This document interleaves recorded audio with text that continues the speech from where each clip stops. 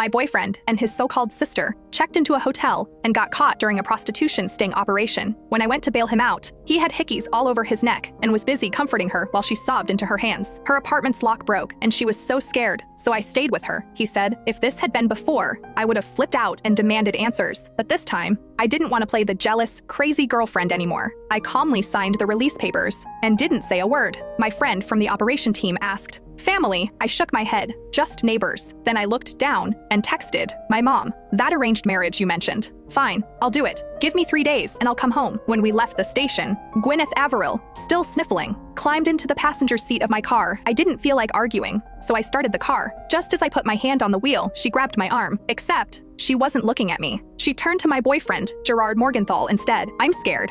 I don't like riding in someone else's car," she said, her eyes filled with tears, her nose red. She looked like the very definition of helpless. I pulled her hand off me. "Then get out!" The air in the car instantly froze until Gwyneth's tears spilled over, and she started crying. From the back seat, Gerard's voice came sharp. "Yvain, do you always have to be so harsh? You know she's traumatized because of her brother's situation. Can't you just be a little considerate?" He snapped. "Get out. I'll drive." Before I could respond, he got out, yanked open my door so hard that it rattled, and let the freezing wind rush in. I shivered, but didn't move. Just sat there and stared at him. The always calm Gerard was suddenly rough and impatient. He actually unbuckled my seatbelt and dragged me out of the car. I stumbled, nearly falling to my knees, but managed to catch myself. Without looking at me, he slid into the driver's seat and leaned over to gently touch Gwyneth's hair. "Hush now, I'll take you home first." "Oh, Gerard, you're so good to me," Gwyneth said, throwing me a smug little look. Before he drove off, Gerard left me with one sentence.